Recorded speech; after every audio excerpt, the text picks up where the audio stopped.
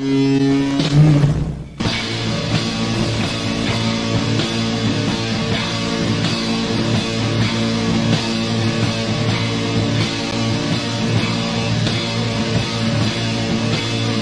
Agent Morris with the NSA.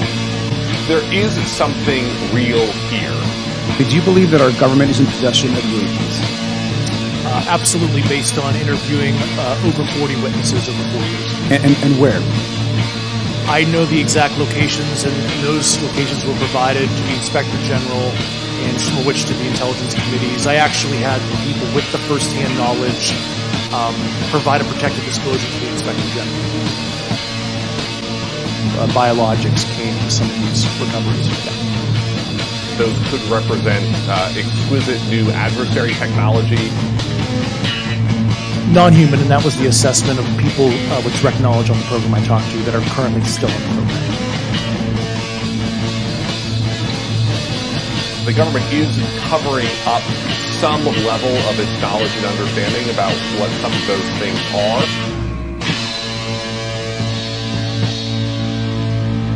The Sol Foundation, which just announced a new initiative for UFO research and policy. It's nuts, man. I mean, we're just small-town buds who saw a UFO in the woods. I mean, now we're hanging out with the government. Wow. What floor were you guys on? Good evening, everybody.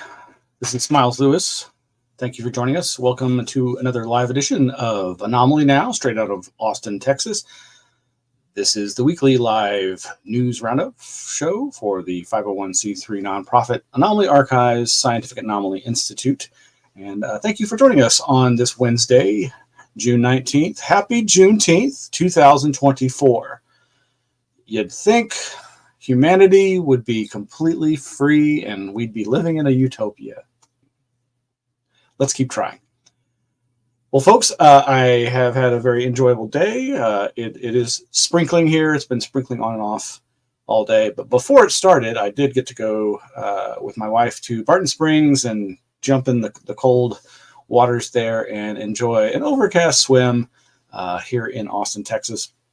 And just been enjoying a relaxed day. Got to go to a local bookstore, book people, use a really, really old gift card. Finally, after all these years, it was given to me so long ago, and got a book by Linda Godfrey. I Know What I Saw, about cryptids and urban folklore about monsters. But we'll talk about that maybe some other time. Oh, thank you for joining us. We are so excited to be here today, and I want to draw everyone's attention. We need your support. We have launched our new Patreon community, our new Patreon fundraiser campaign, and basically we have details over at the website, anomalyarchives.org, and there is a button on the side there marked Patreon, or you can just look around and you'll see that we are now hosting starting later this month, Saturday, June 29th, is the launch of the first of these new monthly online lectures. This first monthly lecture is going to feature Brent, Raynes, who has been publishing and seeking in the field of UFOs, psychic, and the paranormal for many, many years. A lifetime of experience. That's the talk, a lifetime of exploring the UFO mystery and its psychic components. And then in July, we'll be having Professor WHAM give a talk, titled yet to be determined. And then in August, Joshua Cutchin. And then it'll just keep going after that with a lot of other great presentations lining up for our Patreon members of the Anomaly Academy level or higher. That's $10 a month. That gets you access to that live event, that live lecture, a Q&A at the end. And then, of course, you can always go back and rewatch it later, and you'll have access to all the other lectures that we've had on a monthly basis now. Of course, we're just starting this out, so there aren't any in the queue yet. But, of course, almost every past lecture we've ever done has been made available online at our YouTube channel, where you can go, youtube.com/Anomaly Archives. You're probably watching the show live there if you're there. So we really could use your help. We hope you'll consider joining at any level, but it's at the $10 a month level, the Anomaly Academy level that will get you access to that. And like I say, you can find all the information on that over at anomalyarchives.org or at our Patreon. That's patreon.com/anomalyarchives. And you can see we've got a variety of different levels there, including $1 a month, $2 a month, $5 a month. And like I said, though, it's the Anomaly Academy Cadet level of $10 a month that gets you access to that. We don't yet have a whole lot of other perks and benefits, but we've got a lot of things that we want to roll out as we get all this underway. So we hope you'll consider joining us. And really, even if you can't donate any monetarily, you can join for free, and you can get updates on everything that we post to the Patreon. All right, enough of that. So, of course, you can go to our Flipboard where we've got all kinds of articles. There are a variety of things that I'm not going to get to tonight. I think it's been the anniversary of the Houston Batman. For those who aren't familiar with that cryptid, that's a very interesting cryptid from way back in the day in Houston, Texas, that involved a winged beastie. We've got the link there to abc13.com. It's a flashback to news that they did on that back in 2018. It features our good friend Kevin Gerard, who gives a lot of great lectures and does great work in the field of cryptozoology. And then there's this popular mechanics news. A radical new magnet without rare earth metals is about to change motors forever. And how did they discover this? Or how did they create it? Well, they used AI. And a very interesting article about just how much we can look forward to innovations that are the result of us feeding information into these AI and them helping us come up with some new ideas. Meanwhile, are animals conscious? Some scientists now think they are, over at BBC News. Good old Isaac Coy, mysterious figure that he is, continues to upload digitized materials of a UFO and paranormal bent, but also creating AI chatbots. In this case, a new one that he has not made public, I believe, called Jacques, that he fed with all of Jacques Vallée's books, public lectures, and so forth. Very interesting development. Also, Austin-based Sacred Cow Productions, that, like so many, got its start in Austin Access Community Television, ACTV, back in the day. He has just finally, after all these years, launched his YouTube channel, and a lot of rare, interesting odds and ends are up there, including several videos of Bill Hicks. So if you're a Bill Hicks fan, Saint Bill, what kind of jokes would he be doing now? Well, anyway, you can go check that out over there. And this one from space.com, the sun's magnetic field is about to flip. Here's what to expect. Other good news, Voyager 1 is back online. NASA's most distant spacecraft returns data from all 4 instruments. This is great news. And there's a ton of other stuff that you can go check out at the Flipboard. But I'm going to dive into some of the specific articles that I wanted to focus on. Now, this one isn't an article, and unfortunately, this is one of those, gosh darn it, I really wish I'd known about this, but this past Saturday here in Austin, Texas, was a local Sol Foundation event of some sort. I'm not really sure what the nature of it was, but a good friend of ours, Daniel Allen Jones, brought it to our attention and managed to get into the event. It was a private event held downtown in the Omni Hotel. There's 2 Omnis in Austin, but there's one downtown. And inside and up top of this facility is a business called the Capital Factory. And I strongly suspect this is a fundraising effort and an attempt to spread Sol Foundation's influence to other universities, other towns with grad students to help do research. But this was this past Saturday, June 15th, UAP Talk, Stanford's Sol Foundation. Invitation only, though Daniel was able to request access and got access, and we'll show some photos of his in just a second. But this, of course, features the founders, Professors Gary Nolan and Peter Scoffish, as well as special guest Hal Puthoff, Austin's own Hal Puthoff, who should be no stranger to any of y'all if you're watching this. But if you're a newbie, boy, you've got so much territory to explore if you are not familiar with Hal Puthoff. Puthoff is well known for everything from ZPE, zero-point energy research, to most famously perhaps his work in the secret and public research into psychic remote viewing that he did at Stanford Research Institute, where also Jacques Vallée helped with that as well. And there was a public component of that, but there was only revealed in the, I believe, early 1990s, revealed the secret side of this, where it was in fact being funded by the intelligence community for potential espionage purposes. Very interesting story there. Meanwhile, Gary Nolan, as it says here, is a distinguished immunologist and a professor at Stanford University, and known for pioneering developments in scientific technology and research on immunology and the brain. His credibility extends into various interdisciplinary studies, including his research into the field of UFOs. There's a little bio on Hal Puthoff, and then Peter Skafish, I hope I'm pronouncing that correctly, is an anthropologist known for his interdisciplinary approach to social and cultural phenomena. His work often intersects the fields of anthropology, philosophy, and history. So I'm still very excited about the development with regards to the Saul Foundation out at Stanford.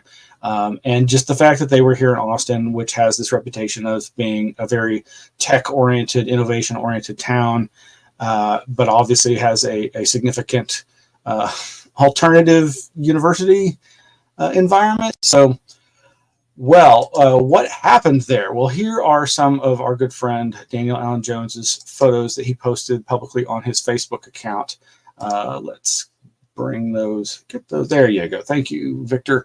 Yeah, this one here, like I said, is a capital factor. You've got Hal over here on the left, Gary Nolan there, left of center, and I'm guessing that's Peter Skafish right there in the blue suit. And the gentleman on the right looks really familiar, but I cannot think of his name. But there's this other, there's Daniel with Hal Puthoff. Looking in the background, I don't immediately recognize any of these folks. So I think it was a very closed, special engagement. And here's one of the only things that we have to go on about what possibly was discussed here: our evolving understanding of unidentified aerial phenomena. Brought to you by Voltron, form of. Anyway, so yeah, very small event. Gosh, really hope something public comes out of this besides the online announcement about it. And there is Gary Nolan, Garry,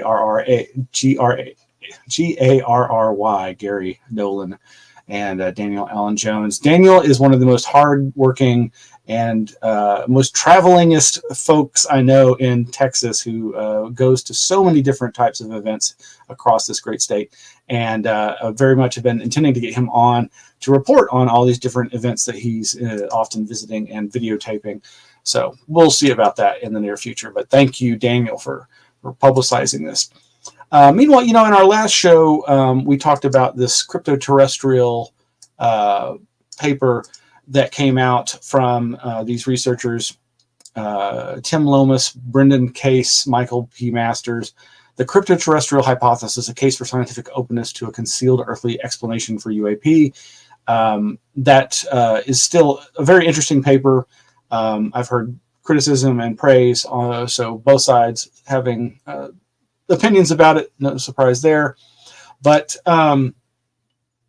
what is interesting is this paper is getting some mainstream publicity in the news. Fox7Austin.com ran this live interview with Nick Pope. Of course, he's the famous British UFO personality who, quote unquote, ran the British government's UFO project, which is such an inaccurate statement, but it gets repeated over and over, and it pretty much what feeds his ability to go on any program at any time if they need a quote unquote UFO expert. But the headline, "Aliens May Be Living Among Us Disguised as Humans," Harvard researchers claim. This is in reference to that cryptoterrestrial paper, and it's a decent discussion of this, but it really amounts to, as Nick explicates, and the paper says, that these are just a speculative thought piece. This is just a thought experiment, as some say. And I was reminded by another poster online that, in fact, this paper does reference Mac Tonnies, who was such a wonderful soul and left this plane of existence far too soon, many years ago. But he was the one who published, what was published posthumously was his still in development book called Cryptoterrestrials that was exploring these ideas. But again, as a thought experiment, not something that he was wedded to as the answer. But it's just nice, for me to see these kinds of hypotheses being explored. And as they're trying to say, just try to scientists, please hold back your ridicule. Please keep an open mind. And, again, we're not saying that this is the answer, but it's worth looking into. Again, the PDF of that article you can find online at ResearchGate, and I'll try to include the link in there, but it's in last week's show notes in case I forget. Moving right along, more UFO news. Really, this is interesting to me, and even though it's the DailyMail .com or .co.uk, the headline, Pentagon official reveals tantalizing 7-minute encounter with glowing blue UFO, which emitted enough energy to power a small city. So I first heard about this probably in late 2015. The sighting actually happened in 2013, but I don't think it was publicized very quickly. But within a year or so, it came to light. And it was, I believe, 2016 when I had the opportunity to go to a local UFO meeting. Of course, I used to run the Austin MUFON chapter, but years later, there really hasn't been an Austin MUFON chapter in a long time. And somebody was trying to resurrect such a chapter, and they had gotten a local UFO personality researcher, Robert Powell, who at that time was the lead investigator for MUFON, Mutual UFO Network. And so he was giving a kind of a pre-presentation. He was about to go give the same presentation at the annual national symposium that MUFON puts on, that was going to be like a top 5 UFO sightings from the past few years that he had investigated, or that MUFON had investigated. And among those sightings was this amazing, glowing barbell Canadian UFO case. I'm going to go ahead and read pretty heavily from this article.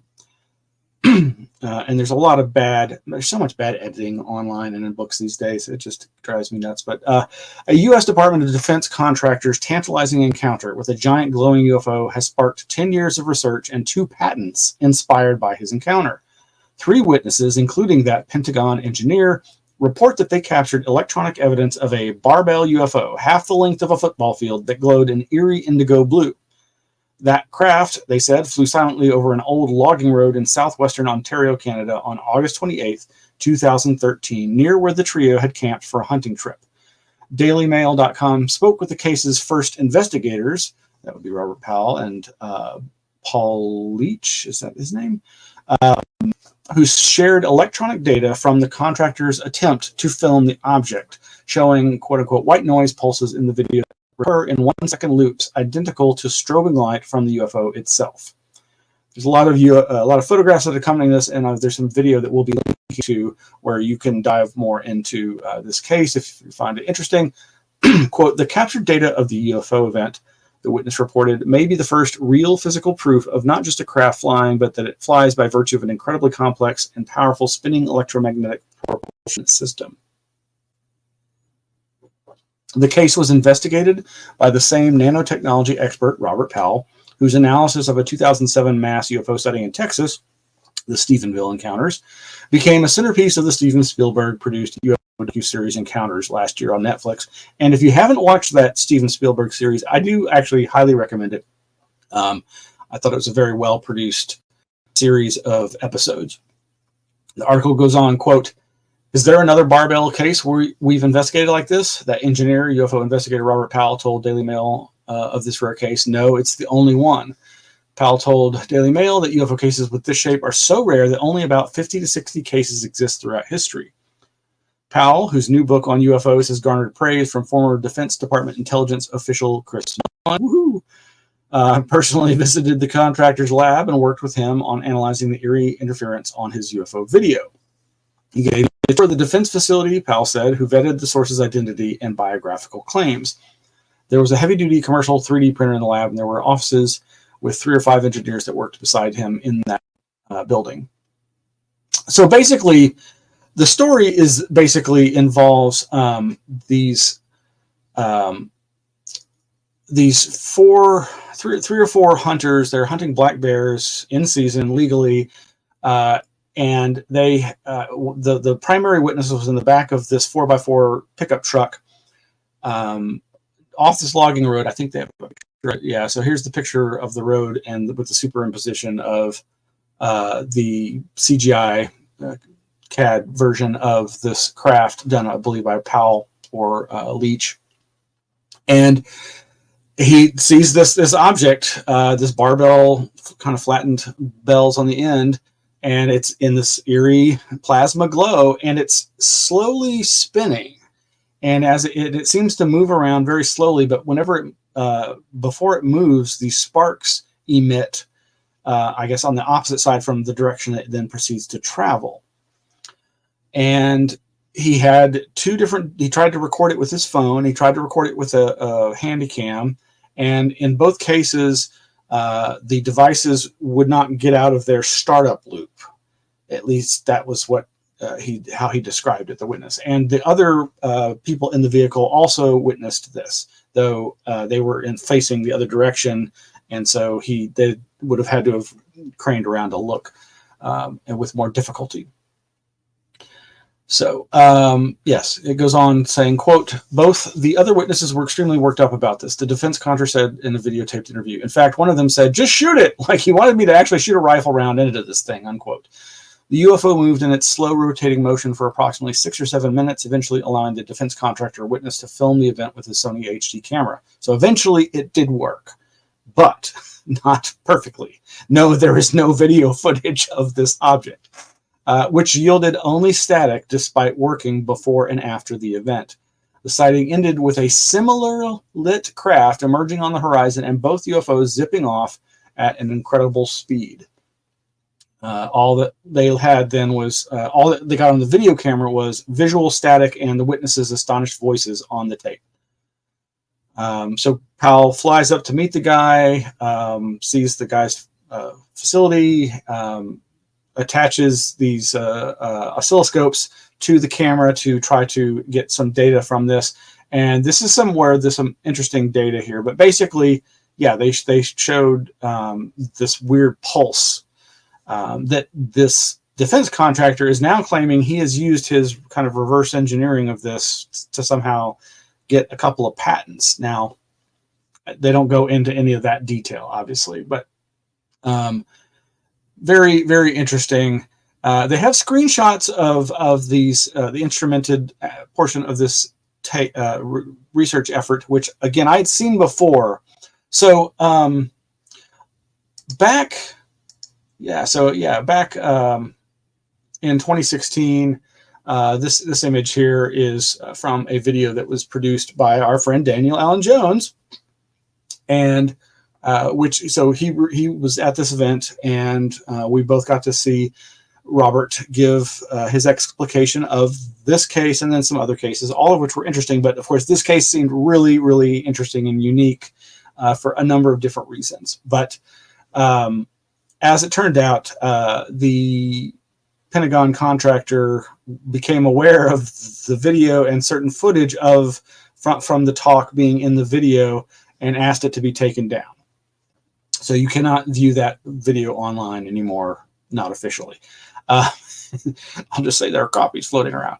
But the article does link to this video, which features interviews with at least one or two of the witnesses, though their faces are obscured and their voices are changed. The defense contractor, has basically refused to provide any to go public with their identity. for the simple, obvious reason of being concerned that they might lose some of their contracts with the Defense Department. So based on, to continue the article, based on the defense contractor's own experience producing plasmas at a much smaller scale than the indigo plasma that he said enveloped the giant craft, he was able to calculate a ballpark figure for the energy required to produce this field, which he suspects is the UFO's propulsion system. Calculated that the craft had an approximate surface area of 3.1 million square inches, as he wrote to Powell and Leach. A minimum of 160 million watts of power would be needed to surround the craft in plasma. This amount of power is 33% of the 478 million watt nuclear power plant in Fort Calhoun, Nebraska, but packed into an object a fraction of that size. So, like I said, that I have seen video of this, and there are other articles about this online from years ago that show clips from the videos that Powell showed at that lecture in 2016 that feature them doing the experiments to glean something from the video, the staticky video that they did record during the sighting. And I'm going to put a link to this because Mutual UFO Network still has that video up online, and basically it shows the process that they went through.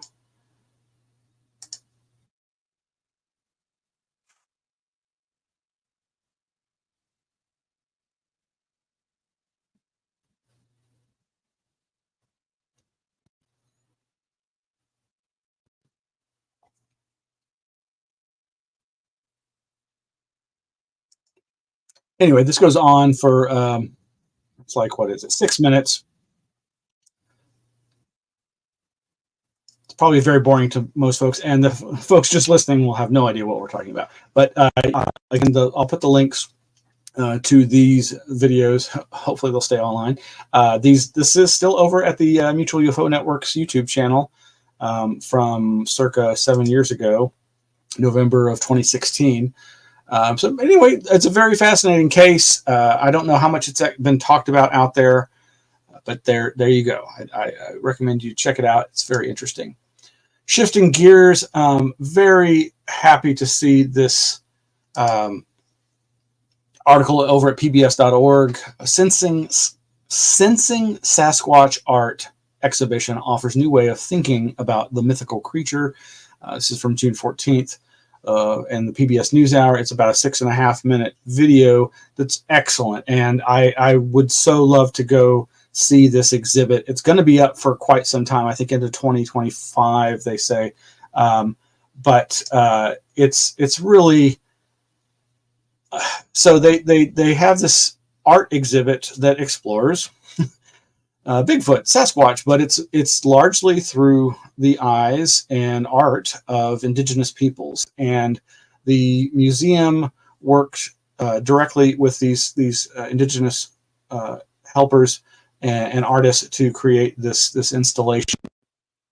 I really think you should give it a whirl. Go check it out. There's a wide variety of art there. Let me see if I can. Oh, I thought.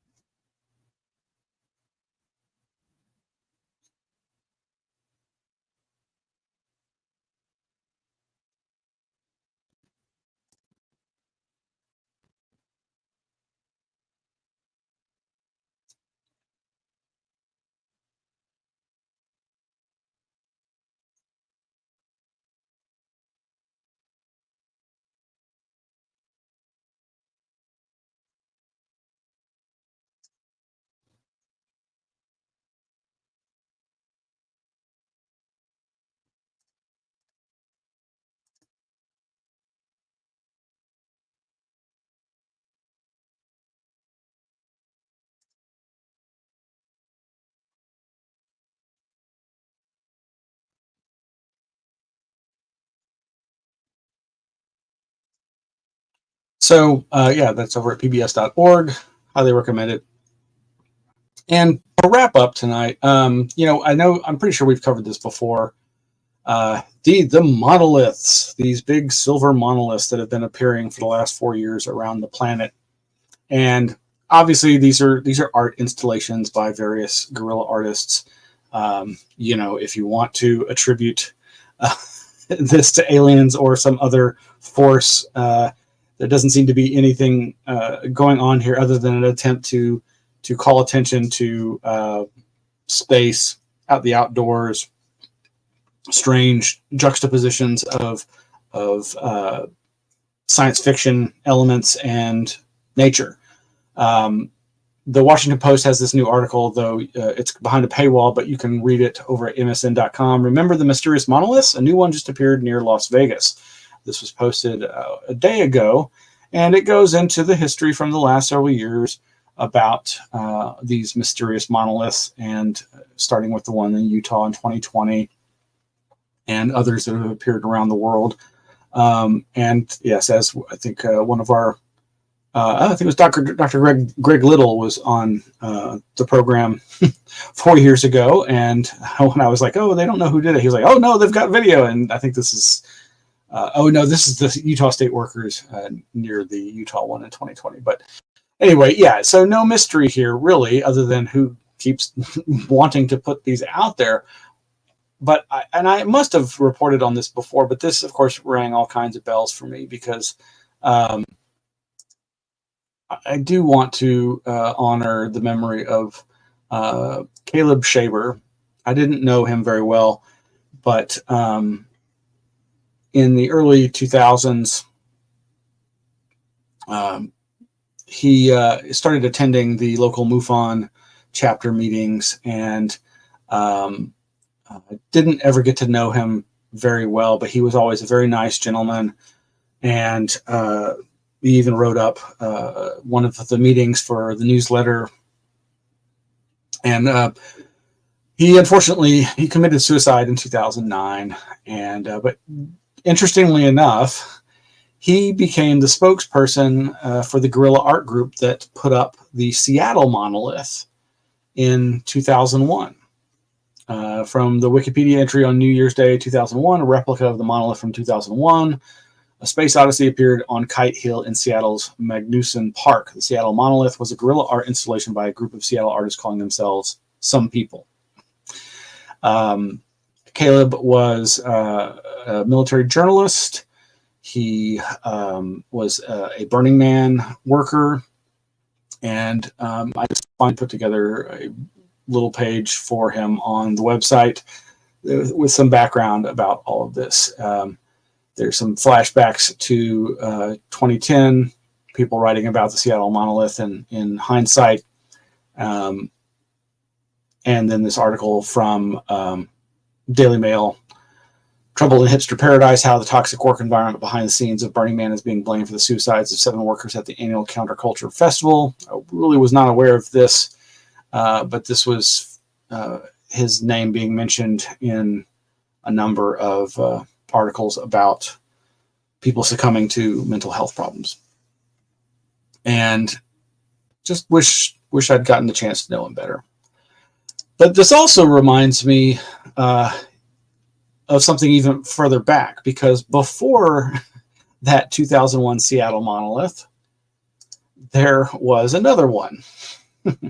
Well, something more akin to what we're seeing now, and not really a monolith, but back in the fall of 1998, with issue 7 of my Elf-Infested Spaces zine, Journal of Possible Paradigms, we always had a section called Cargo Culture, where I would put a lot of stuff on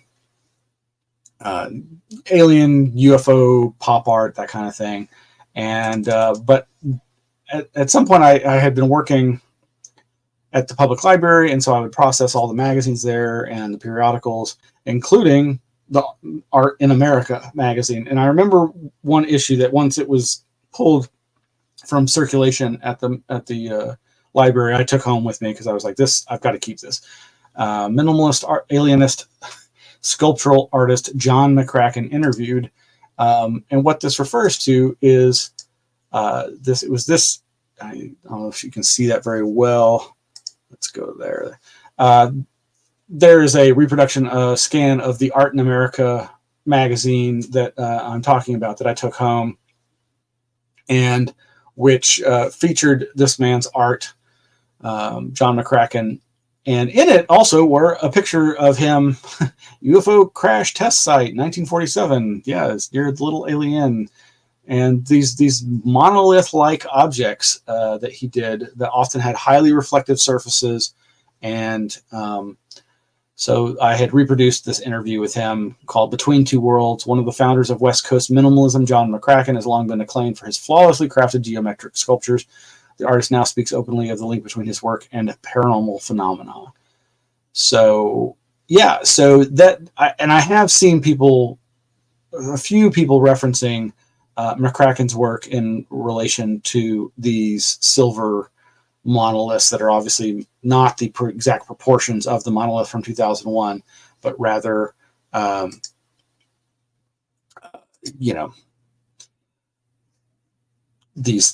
taller and slender. Anyway, I'll put the link to this interview and references to these previous monolith artist creators in the show notes for tonight's episode. Well, that's going to be it, folks. Really, thank you for joining me. Oh, darn it. Didn't realize there was no audio. Oh, well. Thank you for joining me, folks. This has been Anomaly Now. Good night.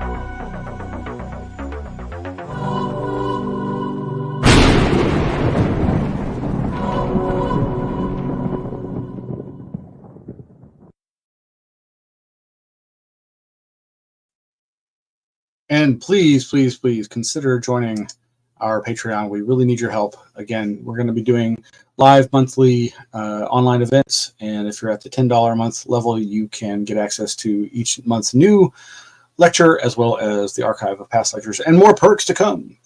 Good night.